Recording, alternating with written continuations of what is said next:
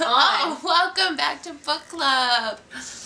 We're so happy you're here. We hope you guys have enjoyed the first couple of episodes. We've been getting some pretty good positive feedback, so we're glad that you enjoy it because we've enjoyed it. And lots of people answering our questions, which is super helpful too.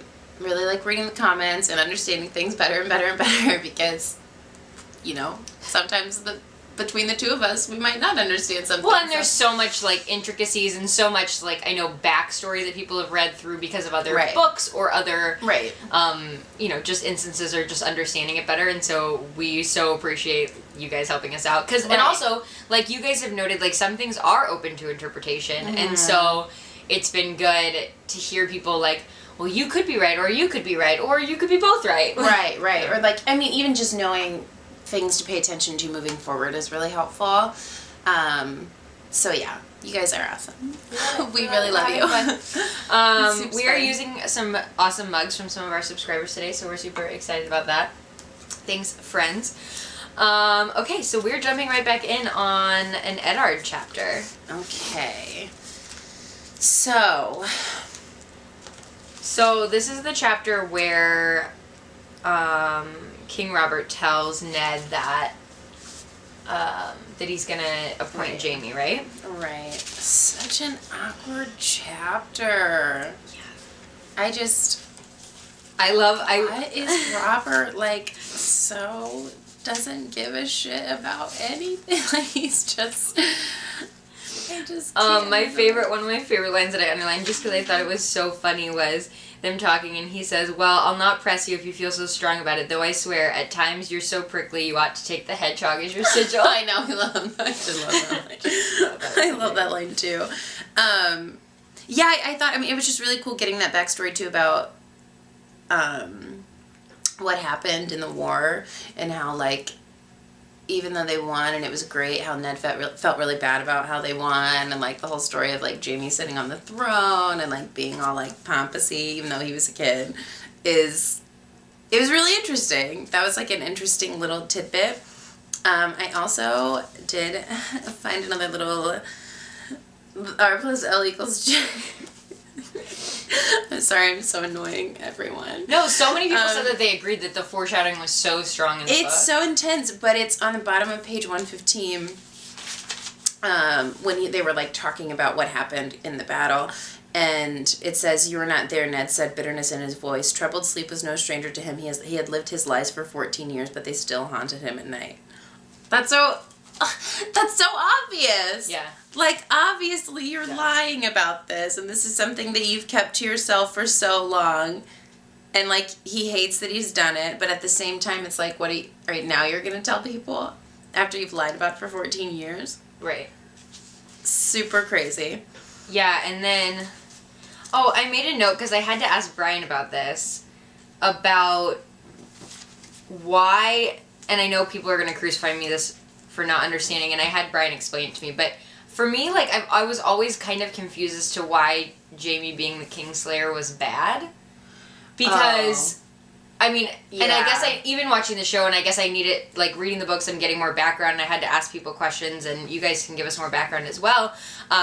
But obviously, like, the whole point was to kill the king. Like, it was a rebellion against him, but I get that, like, he was in the king's guard, and he shouldn't have been the one to do it. Yeah, like, because of, it was an oath he made. But I always, like, never really understood why people were so hard on him for being the Kingslayer when all the people now, like, wanted the king to be slain. Right, like, they didn't like the king. He sucked. Right. But, like, Robert wanted the king to be killed, but people still call him the Kingslayer. Right. And I get the idea, though, that he had sworn this oath, and even if that was the direction he wanted it to go in, he shouldn't have been the one to do it. Right. Well, yeah, it just makes him seem... You know, it's like there is so much symbolism of, like, honor and what honor means, and it just makes him, like, a very dishonorable person. Right. You know? Like, how do you trust him? Can I trust this? And he's already... I think that's why Ned has that cockiness about him, too, so, like, knowing that he did that, it's kind of like... I think that's why people are so hard on him. Yeah. And I feel like people probably love to hate the Lannisters, too. Like, they probably love to give a house like that that's so rich and has so much clout, they probably love to, like, any one little flaw to just, like, amplify. Yeah. And be like, yeah, those guys suck. Yeah, Kingslayer. Lannisters are so bad. But I also made a note of this too, and I didn't like underline any quotes or anything. But I felt like when they were talking at the end of the chapter, like, oh, well, there was another R plus A equals J thing. When R plus A equals J? Shoot, R plus L equals J. It's morning time. You avenged Lyanna at the Trident, Ned said, halting beside the king. Promise me, Ned, she had whispered. That's another one that I was like, yeah. Anyway, what I wanted to ask you is, I felt like when they were talking about Lyanna in this chapter, there was a sense that, Robert kept making comments about her. I feel like Robert, and from everything up to this point, I feel like Robert might see, there's a part of Robert to me that seems that he was afraid that Lyanna might have loved Rhaegar back. Like, he seems so adamant about Rhaegar's awful.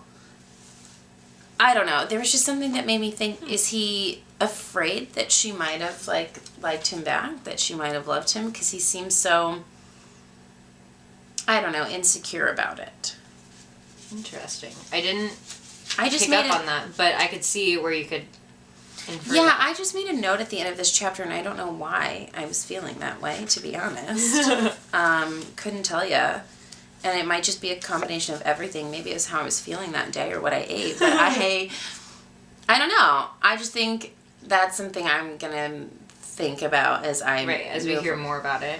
Right, because especially that's something that's been revealed to us in the show, season 7 spoiler, that, you know, she wasn't raped and they were in love and she wanted to be with him. Yeah, and so I guess I'm just kind of like, maybe I'm just like getting really excited because I like theories and I'm like, I'm going to look for anything that is going to tell me that this is going to happen too in the book. Right. So, I don't know. It was just a thought I had on that one. Yeah. And just poor Ned. Bless his heart. I feel really bad for him. He's just really unhappy and he really doesn't want to be there. And he's like in over his head. Yeah. And he's around a lot of people that he doesn't respect and he doesn't like. Yeah. And I think it's harder and harder as he's, like, agreed to, like, become the Hand of the King, and then the first thing that Robert kind of tells him as the Hand of the King is something that he doesn't agree with. And so he's, like, going through this, okay, this is our relationship now, like, I'm the Hand to the King. Right. How do I navigate that, like, still being my honorable self and sharing what I think is right, but obviously Robert puts his foot down and says, this is how it's going to be, and it's not going to And it gets worse, and I will probably get there today, but I just feel so, my little Nettie now. I love him and feel bad for him. Alright, Tyrion's chapter? Tyrion's chapter. This is, oh my gosh, my first, are we, do they like it when we, like, go over what happened, or? Some people say they liked it that we didn't. Okay, cool, good. But I think if it helps us, then great. Right, we'll just see where it takes us. Well, I felt, but they're traveling in this chapter. They're taking Jon. They're traveling a lot. Yeah. They're going to the wall. Tyrion really wants to go to the wall. I feel like something that really hit me in the books that never hit me in the shows was like how much pain he was in walking and moving all the time. Right. Like, it describes that so much, and not just when they're traveling, but, like, when he's at the wall, when he's doing anything. Yeah. Like, just the pain in his... That was never... Like, Peter Dinklage just always looks like a king. Like, just super great, super confident, walking around. And it was just really interesting to me how not only does he already seems weak because he's the dwarf, but how he feels so weak and he, like, tries to pretend that he's not in horrible pain around the people that he's traveling with. Right. That was just really interesting to me. I feel like that goes to show how they ended up even physically portraying his character in the show, because he was supposed to be a lot more mangled, a lot more monsterish. Right. And I think and that probably walk. Right, and that would lead to, like, his entire physicality being, like, almost misfigured. Even, like, not even just like a dwarf as you think. Like, I think he's described so much more as just being, like, this, like, almost monstrous figure. And so I think because they didn't portray him in that way, like, he was obviously a much more handsome, you know, only slightly, he's a dwarf, and, like, then he gets disfigured a little bit more later, but I think that goes, but it adds a whole nother layer to his character. And, like, his why he is the way he is. Right. And even still how he acts, even still how he acts in response to like when he's in pain and how other people are treating him like he's less than and he can't keep up and all this stuff, I just think is really interesting. It adds like a really unique layer. So another note that we always have technical difficulties, guys. Sorry, we're looking for an intern to come film our book clubs for us. Brian and Jeremy are like, we might be the bugs. We don't want to be a part of your book club. We don't want to help you.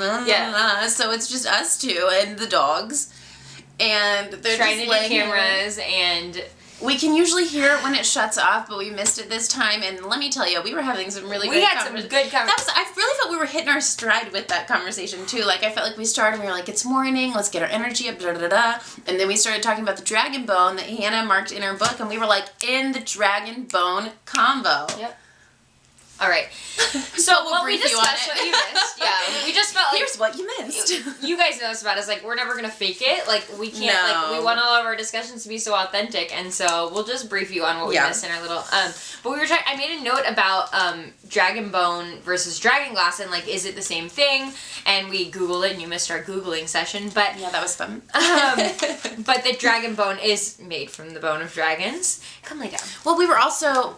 I started talking about dragon glass, which actually this maybe is a good thing it's not on camera because I felt silly, but I was like, it's dragon bone used to make dragon glass? And then we were like, how is dragon glass made? We didn't know that. So dragon glass is... Yes, we were also curious about dragon glass. And they don't really know how it's made. Yeah. It was saying on the internet. Yeah, that the maesters think that maybe it's that they say it's like the fires of the earth. Yes. But there's folklore that it came from dragons somehow. Right, like the dragons made it or some... Well, they probably didn't make it. I don't know.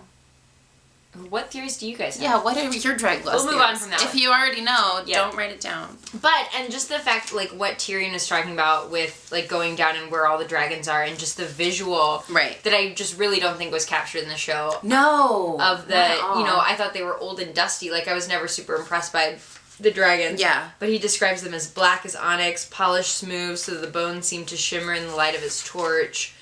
Like, they seem to like the fire he sensed. Like, yeah. Don't we all want to buy dragon skulls that look like that? And, like, put them in our houses? Because that's amazing. Like, those are beautiful. Well, and I love that, too, because, I mean, to talk about a show theory that Brian actually told me that people think that Tyrion's Targaryen.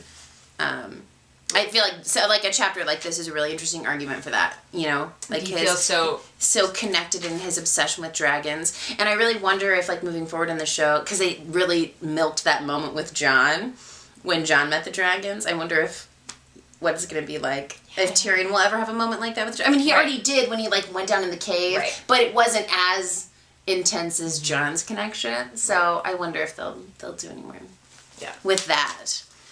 Yeah, and then right after that is his speech, which is just... Right, and he does his famous quote in this chapter. And the mind needs books like a sword needs a whetstone. Yes. If it is to keep its edge. Yes. And then the whole ghost part was so cool. Which part? Jon's such a little butthole. Oh, yeah, but But I think what's also cool is, like, I think Tyrion... Well, this is just obviously because Tyrion and Jon have just such a cool relationship and their friendship is so well written. And I think that Tyrion really sees a lot of himself in Jon. Like, that's why... Because they are kind of outcast in their family. They're both in these major families and they're kind of the outcasted kids. And I think that's why Tyrion does take the time to be really honest with Jon when he doesn't have to. Like, what's the point of him... doing that, right? Or even like building a friendship that has trust and all of these things. I just think it's really sweet that he does that, and I imagine it because he feels like he probably wishes he had someone like that when he was that age, or maybe he did. Who knows? Right. But I think he sees a lot of himself in Jon. Well, yeah, especially being a misfit, being an outcast, you know, being somebody that other people look at and are kind of repulsed by. Right. You know, maybe not physically, obviously. Right. But obviously Catelyn looks at him that way. There's a lot of people who look at him and are like, you shouldn't have been born, and that's... Right, like Catelyn hates Jon as much as Cersei hates Tyrion. Mm-hmm. I also love, too, how drawn Jon is to Tyrion. Mm-hmm. And I think it's really just kind of foreshadowing in the story because Jon is so... drawn to inquisitive, smart people, and I think that's why him and Sam become the best of friends. Right. Because it seems like in his best friends, he's just really drawn to their mind. And I other thought that's outcasts. cool. Like, I feel like he's drawn to helping the needy. Right, and that makes sense too. Like, it's just something that you connect on. Yeah. Like, you understand that life. Though he does say, leading back to your Tyrion and the dragon thing, I love the line where Tyrion says, "When I was your age, I used to dream of having a dragon of my own." Yeah. Yeah. No, it's. I like really Jon and Tyrion's relationship is a lot deeper here than it was on the show. Oh yeah, like they alluded, like they always connected well in the show, you know, and like when Jon came back to see Dany and then Tyrion, I was like, I love Jon, can't wait to see him, and they were all like, yes, we're buds when they saw each other. But it is so cool to really get more of an insight to their relationship. Yeah, I love reading about them. I think they're really great.